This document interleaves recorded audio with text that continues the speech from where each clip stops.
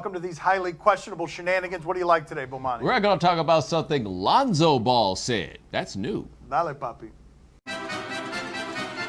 Should Steve Kerr get more credit for resting his stars after ripping off an 8-game winning streak? Sports television Wednesday. Should Steve Kerr get 1% of the credit or 10% of the credit or all of the credit? They're playing really well. Steph Curry is making his shots. They smoked the Rockets last night because the Rockets couldn't make any of their threes. One of the things I do think Steve Kerr deserves credit for beyond building and helping extend the blueprint is they play really good defense on that team. It's really hard to hold the Houston Rockets to 5 3-pointers, but this team has been the #1 defensive efficiency team for 2 years running. No matter who the players are, that's really good coaching. Yeah, but measuring the success of resting players isn't really going to come up in how they did against the Rockets. I mean, they played the Spurs tonight, and they might wind up getting smoked simply by virtue of a back-to-back. Here's the thing, though. They go into the postseason outside of this Kevin Durant injury 3 straight years without one of their major contributors being hurt. And the Durant injury was not an overuse injury. It was a strange occurrence. That's where this comes up, going into the postseason healthy. One of the things that I find interesting about what Bomani's saying there is Kobe is being quoted as saying, a coach knew better than to ask me whether I wanted rest or not, ignoring that Kobe Bryant's last 3 years always had injuries in them, maybe because he didn't rest enough. No, the way I see it is that they got that winning streak without Kevin Durant. So they don't need Kevin Durant. let him on the bench, that's six man. That's right. Six man when he comes back. We're going to start a chemistry controversy right here. Yeah, Kevin Durant's going to mess it all up. Yes. Well, remind me once again how many rings Kevin Durant has, because I don't have any problem. How many he has? Okay. Yeah, okay. He answered his own question. Zero. Nada. Oh, 2 languages. It is weird, though, that he's really the only person who does that as Kevin Durant's in his 10th year in the league. It is weird. Is it running beer right that playing all 82 games should matter in the MVP race? Now, this is going to shock you, but a guy who is in the MVP race and who has played every game believes he should get bonus points for playing every game. And I think there's an argument for it, right? The reason I think there's an argument, this is an individual award. The decision to rest players is really one to help teams. This one is something that we're talking about, the MVP. It's about the guys who play, and playing every night, I think it's fair to say that would give you some bonus points. I find this MVP conversation to be a little inane and a little bit tiring because we're really splitting hairs here. James Harden has been great this season and Russell Westbrook has been just as great. And so if we're going to do the hair splitting, a decent place to do the hair splitting would be have you played in all the games, except the guy you're competing with this award for, nobody in the history of the sport has played harder than that dude. Even though James Harden has played more minutes, nobody plays harder than Westbrook. I don't think that playing all 82 games matter. Why not? Because Dion Waiter, he has only played about 42 games and he's still in the running. Okay. That's right. He thinks he's still in the running. That's right. Mario Chalmers does too, and he's not even in the league right now. What is he running from? Are you surprised to hear Hugh Jackson said that he has not considered signing Colin Kaepernick at all? Yes, the NFL owners' meetings where owners and everybody else hangs around, and guys in our business are like, come on, man, tell me something. Why? Because we can make a story out of this. Hugh Jackson says that no, the Browns have not considered signing Colin Kaepernick. Am I surprised to hear that? How can I be surprised to hear that when nobody has called Colin Kaepernick from anywhere else? No, there is no shock here, but it does raise an interesting question for the Browns. Jackson has said he's got to find a quarterback this year. Is there a quarterback to be found? Because if that's your mission to come out of this year, good luck, buddy. It is a weird thing to think, and it is a weird thing to say out loud. He's not right and left dismissing other quarterback prospects. Keep in mind, this is a guy in Colin Kaepernick who is probably better than any quarterback we've ever seen in a Cleveland Browns uniform in the last 20 years. So when you think of that and you think of how do I find a quarterback in the discount bin who has that skill set, the only way is to go after a quarterback who's been kneeling and is at the center of a controversy. It would seem to be a very prudent thing for the Browns to do, but you can't do things like this when your resume includes winning 1 game last season. Well, maybe he already contacted Colin Kaepernick and he said, I'm not going to play for the Browns. I'm going to stick it out. Yeah, that's right. To be fair to Kaepernick, we are saying, man, we want a team to call him. If that team is the Browns, right, can you say, new phone, who this? It's going straight to voicemail. Straight to voicemail.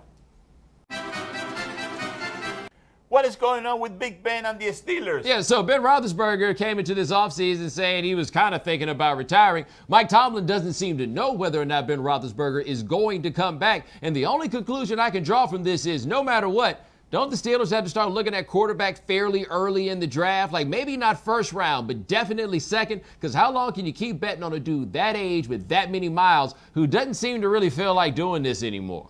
I think that Ben Roethlisberger already told us what's going on with Ben Roethlisberger and the Steelers in that radio interview where he basically told you, look, I'm in pain. I'm frustrated because my season ended too early. I didn't play well at the end of the season, and my body hurts. He is undecided, questioning, and this is the time that you do that, when your body's in pain, when you've come after a loss. He'll get back in the mood in August. He doesn't have to do it in March.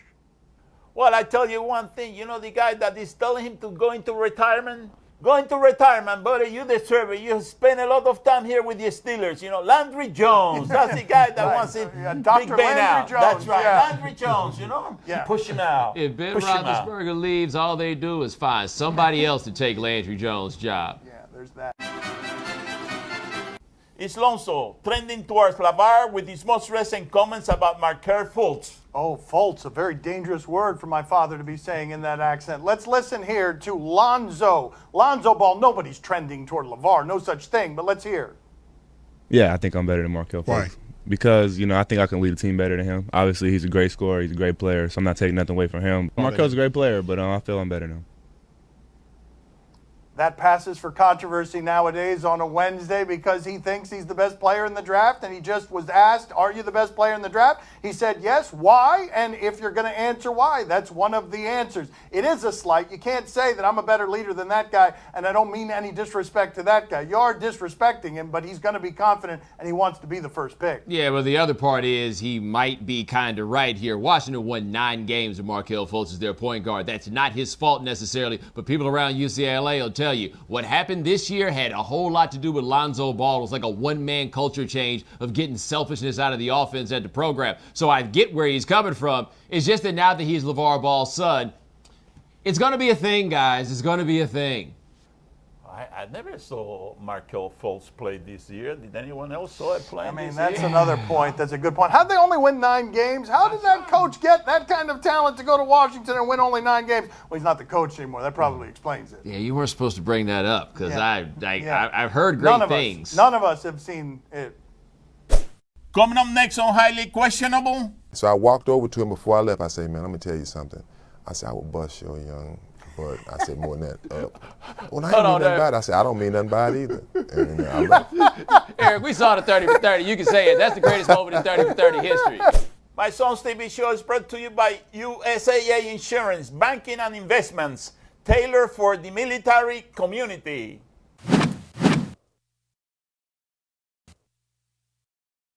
Joining us at the beach today is Eric Dickerson. Pride of Searly, Texas. He saved LA from Jeff Fisher, and he joins us on behalf of Young Warriors. Young Warriors is a mentoring program for boys ages 8 to 18, which aims to develop positive and healthy male-to-male relationships. Go to youngwarriors.org to learn more. Let's talk to Eric. Eric, do you remember what you told O.J. Simpson on your recruiting trip to USC? Yes, I do. I walked over to him. I introduced myself. I say, how you doing, Mr. Simpson? My name is Eric Dickerson. I'm from Sealy, Texas. And I said, I'm a running back. He said, well, nice meeting you, young man. I said, thank you. And we talked a little bit. He said, SC is recruiting you? I said, yes, sir. I told him I had 2,000 yards in high school and that one day I'd like to break his record. And he laughed and said, okay, well, good luck to you. And I said, thank you. Okay, so it was you'd like to break his single-season rushing record, not you would break his single-season rushing record? I would like to. Not I would break it. I would like to break it. Okay, because that story came to me that a little cockier than that, but it sounds like you were super respectful. Oh, no, for sure. I was a high school kid. That was my favorite player. I mean, no way I would say that. Now, But unlike some of the athletes now, the athletes now, they don't respect the guys anymore. Well, hold on. Somebody is broken bad with Eric Dickerson on the first meeting? Oh, tell us that story. Tell us that story. No, I think the only kind of disrespectful thing that I go back to is when at SMU when I was in the pros my rookie season, and I came back and the guy David Stanley, one of the guys that caused SMU to get the death penalty, and we were at dinner and he was sitting next to me. They asked me would I come over. I said sure I come over. I was in town. He's sitting next to me, kept looking at me like, man, you're not that big. I'm like, really? And he was about 6'1", and he said, man, you're not that big, man. I think I could take you. And I said, really? So finally we get outside, and I'm thinking in my mind, I'm like, I'd like to whoop his That's what I was thinking. So we get outside, and I tell one of the alumni, one of our main guys, I said, Mr. O, I said, don't recruit this guy. This is a bad guy. He said, Eric, he said, why? I said, I'm telling you, don't recruit, you're going to mess this stuff up. So he said, okay. So I walked over to him before I left. I said, man, let me tell you something.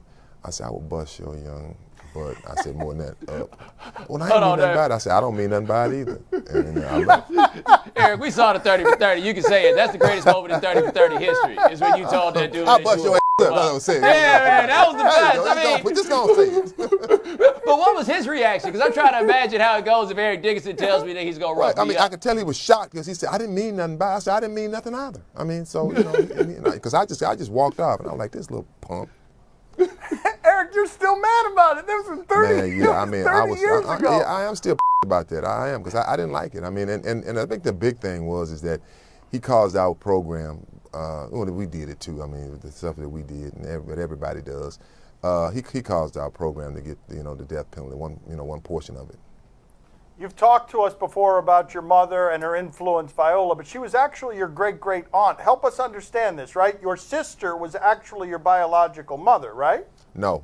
I was told that was my sister. I was told that she was my sister, but that was my real mom. My mother had me when she was 15 years old, and my mother lived right next door, which I would probably 40 yards away, next door to me. I was told that was my sister, and she had kids with her husband, which was not my dad. And a teacher, a school teacher, had me I think I was in the 6th grade, and she said, hey, I want you to stay after school, Eric. I said, okay. So after school, she said, come up to the desk, and she said, so have you seen your dad? I said, well, my dad's at home. She said, no, boy, your real daddy. I'm like, well, who are you talking about? She said, go home and ask your mom who your real dad is. She said, your real dad is so-and-so, so-and-so. I said, okay. So I went home, and I asked my mother, the name she told me, and she said, who told you that? What? I'm like, well, she told me. What did she tell you? Oh man, it was a big to-do. I mean, I won't forget because my dad called my mother Red. She was called Red because she was real light. Hey, Red, settle down. So she was cursing and going on, and I'll kill that. I'll kill her. So it got ugly. And they called my mother. As I told my sister, they called her next door. She come running over, and man, it was a big deal. My mom at the time, my real mother, Helen. That's her name was Helen. She went over to the lady's house, and I heard her beating on the door, cursing her, telling her, come out that house, and blah, blah, blah. So that's how I found out that my so-called sister was my real mother. Man, yeah, I was curious how that went, because that was a bold move by the teacher. Like, that's going the extra mile. That teacher did not show up to school for a week. Because I'm going to tell you, back in them days, man, my grandmother, they did not mess around, man. I mean, they really didn't mess around. So how did that end up affecting you in the short term and the long term? It didn't affect me in any kind of way. I got to say, it didn't affect me because I love my parents, I love my mom, I love my dad. It answered some questions for me because I always wondered why my parents were older, so much older than everybody else's parents. So that found out was my great-great aunt. She adopted me. They legally adopted me. I carried the name Dickerson instead of Seals. So that's how it all came about. So you didn't feel betrayed or anything, right? Nah, you just thought it was weird. I just thought it was, I thought it was strange. But back in those days, in the South, when they say you don't ask no questions, you don't ask no questions. When grown folks can say, hey, boy, go out the room, grown folks talking. And that's just how it was back in those days. Can you give us an example somewhere in your childhood of someone being the discipline for you in a way that you remember? Huh? That's easy. Viola Dickerson is my mother. I won't forget. Now, one time I rolled my eyes. And I didn't think that she says, tell me to do something. I rolled my eyes, just like, oh, whatever. She goes behind the door. She kept a shotgun behind the door. She went and got the shotgun. She said, boy, I will kill you. You understand me? She didn't point it at me. I said, yes, ma'am, mama. Yes, ma'am, I understand. I said, just don't shoot me. You understand? I said, yes, ma'am, I understand. That said it right with me right there. I got it. I got it straight quick. Yeah, I'm just curious. Your kids ever roll their eyes at you? Because I think just a second ago I looked at the clock and I was afraid that you thought I was rolling my eyes at you. Like I'm trying to imagine somebody making that mistake with you. No, my kids don't roll their eyes at me. No. They're not going to put a shotgun, but no. Eric, she went straight to the shotgun? Like she didn't say no. She went behind the door and just got the shotgun and had in her hand and said, boy, I will kill you. And I said, yes, ma'am. I said, mama, please don't shoot me. So there's no eye rolling with the Dickerson. I think I got this figured I out. mean, that seems excessive to go straight to the shotgun. That seems. Hey, you asked. There you go. Let's go to a 3-shot. Get my father involved here. Hold on just a second. How you doing? Good, good. Nice talking to you again. Nice Hey, talking to did you discipline your son? Did you discipline him? Yeah, he did. No, Yeah. I didn't. I was soft. I wasn't that bad. No, I was soft. Really, Dad? Them bricks is way too hot. You need to cut it. Your price is way too high. You need to cut it. Cut it. Cut it. Cut it. Cut it. Cut it. Cut it. Cut it. Cut it. Highly questionable is broadcast from the Clevelander Hotel on beautiful South Beach, Miami. Time to play the game that has a garden growing in his closet. Do you question? Might be a felony. He gives topics and events, so we question him. Do you question if this looks like an NFL quarterback? Would you like to see Jay Cutler's backside? Yes or no? Well, we're not going to show it to you because we are showing it Well, to I you. mean, they might not show it to America, but they figured we deserve the joy showed it of to actually us. seeing it. I would like to note, though, it says no tan lines, but is that actually true in that picture? Like, for the first time, I noticed that part. And I noticed it on television, man, right? Like, is that yeah. That looks like a and also Jay Cutler's butt. No tan lines, eh? No tan line? I saw you some tan lines. That's come right. on, man. Right from the Not on the Clevelander first question. swimming pool. All right. That's No, right. for the love My of tan God. line, right here, All right right. here. All right. Where I have it, right here. All right, there it is, right there for you. Do you question if this looks like an NFL quarterback? Brock Osweiler's friends and they're on a golf course.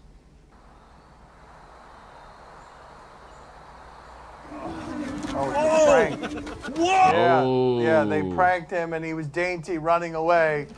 All right, was he dainty or was he making sure to high step in case he needed to step on the snake? All right, I think we need to give him a little bit of slack here, and I feel like it's inappropriate to judge people how they react when they see a snake out of nowhere. I want to keep the integrity of the question. Do you question if that looks like an NFL quarterback? Man, I didn't need to see that film to say that doesn't look like an NFL quarterback. Osweiler, he cannot handle a snake. You know who can? Peyton Manning. Look at that. Oh, come on, man. That's not right. That's so wrong. I would like to note that he's not doing a lot of moving of his neck. That's not Peyton Manning, though. I don't know why I'm we just did that. saying, I haven't seen Peyton Manning in a while, and that dude's neck is not doing any swiveling. Why did he kick Drew Rosenhaus anyhow? Yeah, Drew Rosenhaus was trying to talk him into right there. You know, you can still come back. So many people need quarterbacks. Yes. Time to play the game that is feeling extra loving today. Really? I needed that. Really? I could have used one of those. See? All right. Oh no. Like Tell us 20, what to like watch 30 years on ago. television tonight. We'll tell you if we're intrigued or not. On ESPN, the McDonald's All-American game.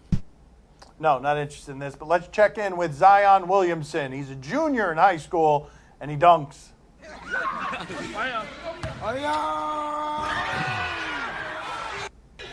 That is not what juniors look like when I was in high school, Bomani. Wow.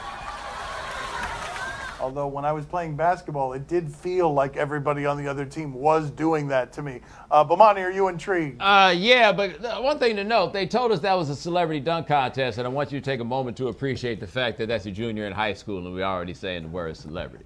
Poppy, are you intrigued? Oh, see, I'm very intrigued. But Dan, you're a different type of McDonald's AllAmerican. I mean, McDonald's is delicious. I ain't That's going to right, lie. you I'm know not what even I mean? going to dispute That's that. right, You you can know. laugh all you want. Quarter pounder. Not I didn't yeah, see that yeah. coming. I mean, I didn't see it coming either, but I wish I was driving toward one right now instead of sitting next to you two. Oh, I'm also a Wendy's All-American. I'm not gonna push off of that. The Wendy's wouldn't I'm a watch. Burger King I All-American. do reads for that I'm all a the Chinese time. buffet All-American. On Viceland, Vice World of Sports. Let's check in here. It's usually pretty artistic. What do we got?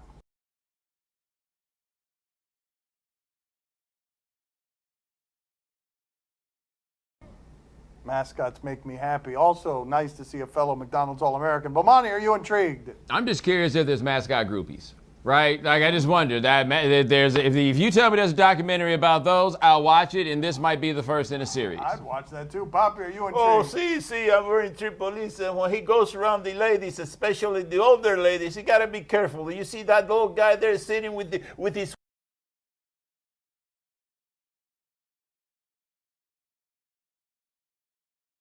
on that job, you know? That's right. Good point. It's very dangerous. That's all the time we have for today. Thank you for watching. Great radio show, ESPN Radio, 4 to 7 Eastern. Check it out, The Right Time with Bomani Jones. Gracias. See you mañana. Can you imagine what that custom smells like? 14 years, probably never made a stop in the cleaners. Yeah, like, how do you clean that? Like, did the dry cleaner take care of it? What do they charge?